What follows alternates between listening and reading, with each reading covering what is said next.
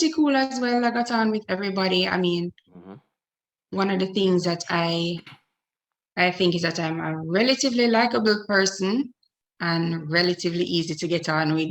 So I get on with most people. I don't have those major interpersonal challenges where there's like all of this having to prove anything. Right, right. So right across the board, it was a good time to the guys on the wash stand cleaning up the vehicles after we finished. It Yeah. was good. It was good all around. Canteen staff, everything was good. Everything was good. The Okay. No, pay, no the pay favoritism in terms sucked. of no favoritism in terms of more food or dumplings or because No, no, no, because no, no. At Jagas, I yeah. did get some favoritism there, but not at That Sterling at Motors. Sterling Motors. Mm-mm. Okay. Yeah, you were mentioning about the pay. Yes, the pay sucked. The pay Hmm. really sucked.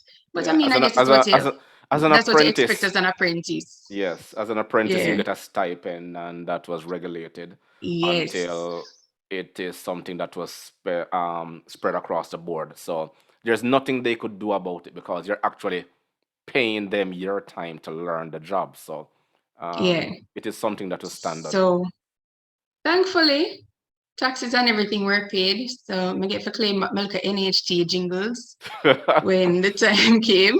Right. But yeah, it was good. It was a good experience for me.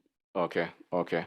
Was it Sterling Motors only because they were bought out by the new KIG group, the Pantons, right?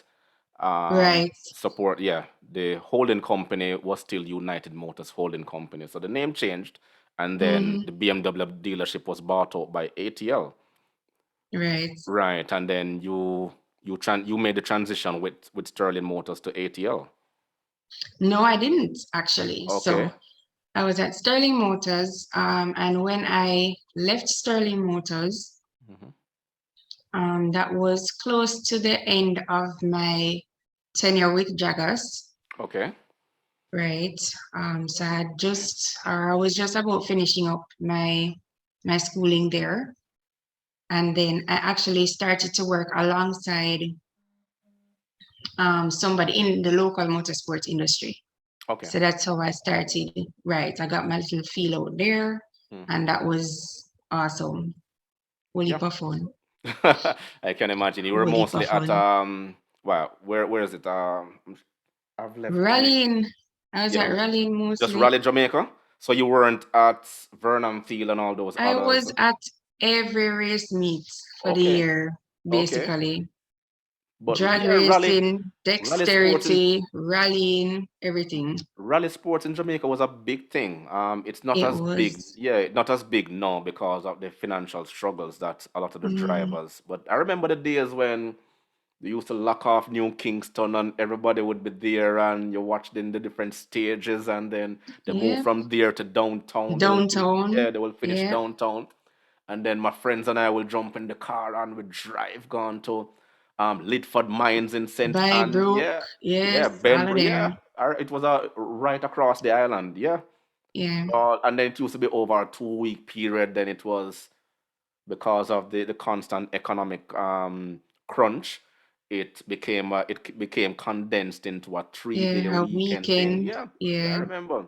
I remember once you're a motor vehicle enthusiast, you have to be there. So Yeah, man. yeah, It was fun. I know. I remember those days. Very much Mhm. so. I remember them. So because you were in the motorsports now, give us a little more well, background to that and then where that led to. All right. So I don't even remember. Oh, yes, I do. All right. So towards the end of Jaggers, Okay. um, some of my batchmates and we started going to Burnham Field to Right. watch the drag races. And then I met some people there, and then they were actually racing at the time. So then I used to do little things like help, every little extra weight counts. So we start Right. strip out seats and we start take out all kind of things out of the Mm-hmm. car to make sure it's as light as it possibly can be. Yeah. Um, so I started doing that. And then some way, somehow, was it RETV? Oh my gosh. I don't even remember. I think it was RER. What the next one did name? I don't remember. One of them TV stations there, Don't worry, it will come back to you. right? They actually started doing some video footage of drag racing, and they Okay. wanted somebody to kind of host a little interview program thing. So they asked me to do that. So I was doing that and getting to talk to a lot of the different drivers and Mm-hmm. the different crews and stuff. Mm-hmm. And then from there now, I started kind of interacting with a lot more persons in the racing circle. Right. And then that's how now I started to work alongside this guy named Busy, Yeah, I remember Busy Mechanics. right? Michael, yes, Busy Mechanics. So that's Busy was where I a good, was yeah. for a Busy while. was a good friend, man. I Michael mean, Bisnot. yeah. So we were there. So I Yeah. started just spending my days around there and helping out where I could help out. Mm-hmm. And then when racing time come around, because it was a regular mechanic during the week, and then when racing time come around, everybody start coming around. They had 2 or 3 cars that they really worked on a lot more there. Mm-hmm. And so I was able to get some experience there. Right. And of course, because I was at almost every race meet, then it carried over there as well. So once we set up on the Thursday night, the Friday nights, and then we'll go out to the race on the Saturday, the Sunday, and then we'll come back. So I was involved in all of that. And because of my early love for racing, Mm-hmm. then it seemed to me like the only sensible thing to do was to do a degree in motorsports engineering. Okay. Oh, makes sense. So you have a That's what degree I in mo thought. so you have a degree in motorsports engineering. I do.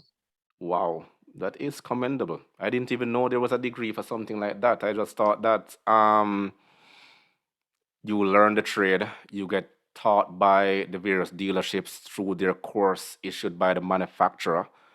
I know that there are automotive degrees at university, but I didn't know that they branched it off. I'm learning something new. Yeah, let me tell you, nobody knew it existed Hmm. out there. You're probably one of the only person who has one in Jamaica. Probably. I don't Probably. know anybody else that has gone on to it, but I don't know everybody in Jamaica, so I don't know. But Interesting. yeah, it was a lot cooler sounding than it was in reality.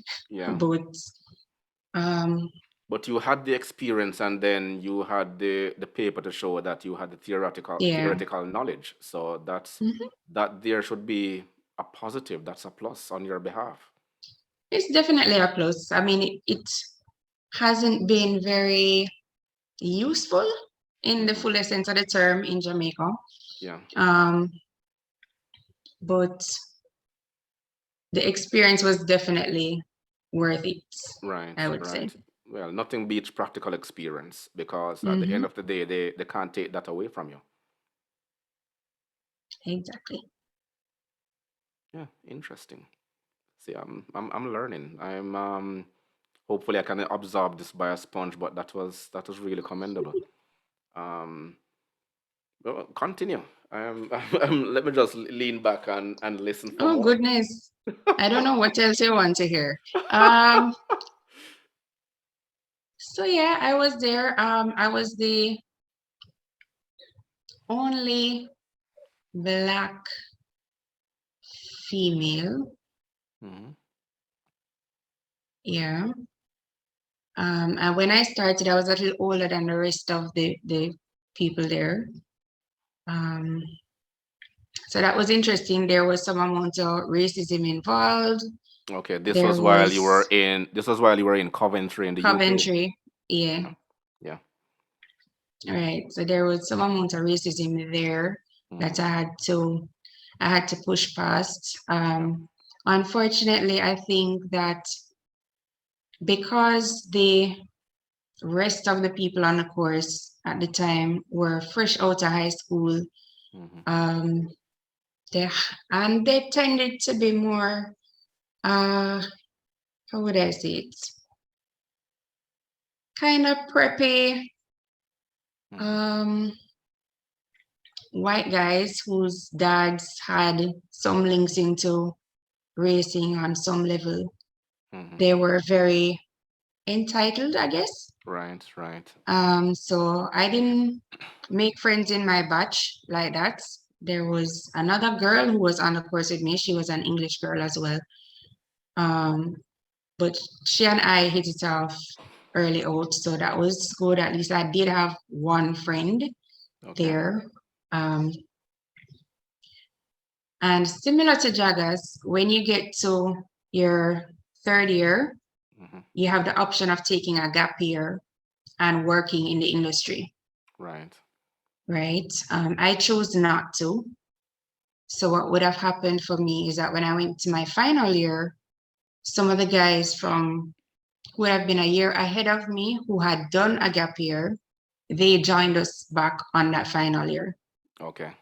So that's where I actually made quite a few friends and like all my group work and final projects and dissertations and everything, Hmm. they were instrumental in that. Hmm. So it ended pretty well for me.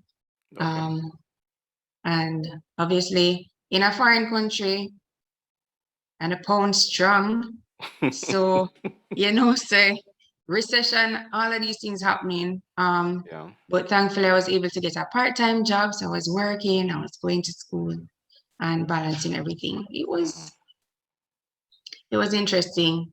Culture culture is definitely different. Different. Yeah.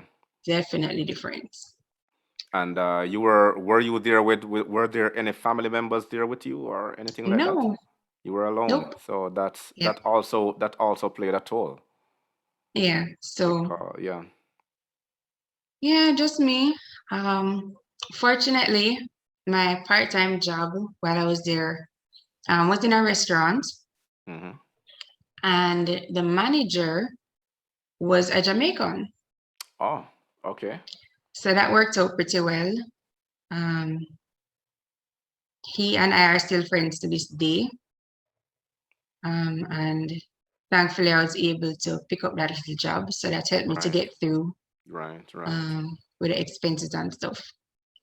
Okay. So you have to be very thankful to that person. I like they always say, anywhere you go, there's always a Jamaican. I'm telling you, Yeah, we're everywhere. But everywhere. the thing is, we can always, sometimes we can count on each other to actually help us and guide us through because when I came here, it was the same scenario. We had to, I had to tap into my network to try to get around. And the friend that I had, Hmm. he took me around. I had my license, Jamaican license. It can drive on the roads here for like a extended period of time. But he said, Hmm. you need to learn how to drive on these roads and maneuver. And he took me around and everything. And so that also helped and streamline the process of settling down in a foreign country, right? Yeah. Um, the interesting story, but let us go back to a little more in the of your experiences now at ATL. So let us Hmm. yeah, that's I think it should be getting in a little bit more interested there. Boy, you make my life sound really interesting. But Remember, what you just told, what you just said right now, a degree in motorsports, and trust me, I mean that is something huge. You're just being a little bit too humble about it, but it is something big, right? and your story is something really worth listening and worth sharing. So I mean, don't get me wrong. Um, it is really inspiring, but continue because I'm learning something as I go along.